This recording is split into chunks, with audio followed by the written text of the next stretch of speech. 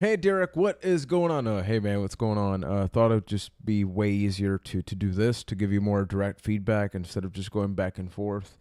My first suggestion is that the way that things are going, it's just naturally easier a lot of the times to also have something available on YouTube. And the thing is that the tool that we use to record, Epic JC for Press Pause for formerly Byte, that is OBS Studio. OBS Studio is completely free. The benefit is that say you don't care to record a camera, you can just put an image. So like I could easily just instead of having this that you're seeing right now, it can be a still image.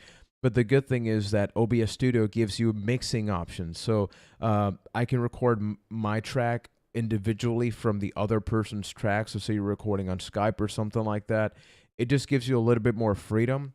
And the good thing is that you can also add an intro or an outro with or without music. It gives you a lot of tools, and it's overall pretty basic. And the good thing is that right afterwards, you could just publish that to YouTube.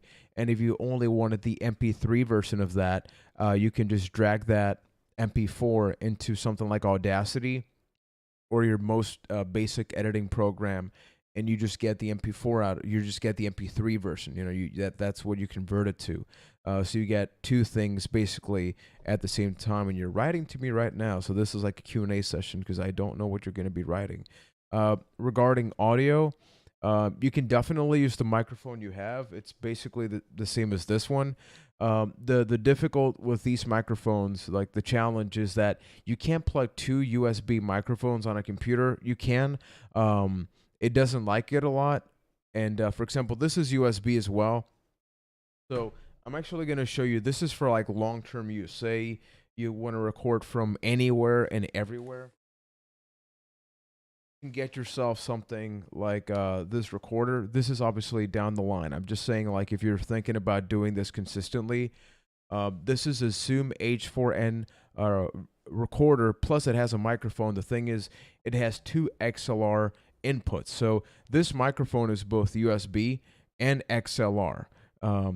And okay, you just wrote any information suggestion would be appreciated. We plan to still do most of the weekly pods in person, but we sometimes want to do shorter conversations or bonus things, and don't want to have don't have to drive 1 hour to do them. Yeah, so this is just a quick summary. So I don't know how long this is going to be. I think it's just something you can look back in this video. I'm not going to delete it afterwards, but you can plug two of these microphones. This microphone is like $70 or something. This is like $300, a regular price. But this is old enough that you can easily find it used for way cheaper. This is just an alternative. But my suggestion, yeah, is either use Discord if you're gonna go online. Worst case, if you're used to Skype, it's gonna have lesser audio quality. The good thing is that if you're using Skype and I also want to record myself, one person can easily do that with OBS, because in OBS, one track can be that, the other track can be the person. You can easily adjust the volumes, and this is all legally free. I also recommend YouTube has a great free audio library. I can send you a link to that. All the music that I use on the Epic JC channel comes from that, and even in OBS, you can easily do like different scenes. And the first scene can be like a cheap video intro, or even just an image that you can save with an audio that is the intro. So I'm just thinking, what is the least amount of work that you can do for the podcast, right? And the good thing is that because OBS allows you to do all of these things live, the moment you stop recording is the moment that you basically stop doing real work for the podcast. That is, unless you make a mistake or something. Personally, I'm a fan of the podcast that just sort of go along with it. If there's an awkward pause or something, like just be the personality. But I think that's overall. Let me just make sure I'm not forgetting anything. Also download Audacity. I don't know if you haven't, but Audacity is the really good app that you can use to record audio only, as well as edit audio on a very basic level. There's also another tool I can give you as well. Very important if I'm assuming you're on Windows 10, on the lower right, you see the speaker settings. When you right click, go to recording devices. Under recording, you'll see the microphone. Make sure that when you select that microphone and you go to properties and you go to levels, You generally don't want that microphone to be at 100. That is the maximum volume. These microphones, as I mentioned to you, are holy crap, they are insanely sensitive. I tend to have my microphones at around 83.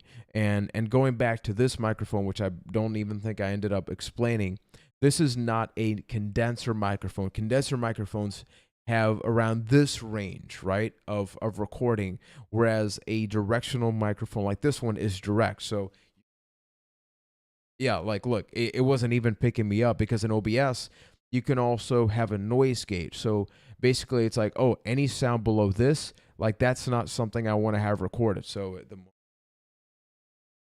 the moment I go away, that happens. So the good thing is that if you're breathing, you got a cough or something, OBS once again gives you those options, but it's particularly thanks to a microphone like this. But as I mentioned, what matters is the content. You can have the best equipment, but if the podcast sucks, dude, a podcast will suck. So yeah, that's pretty much it for now. I'm going to start recording. And if you have any other questions, just let me know.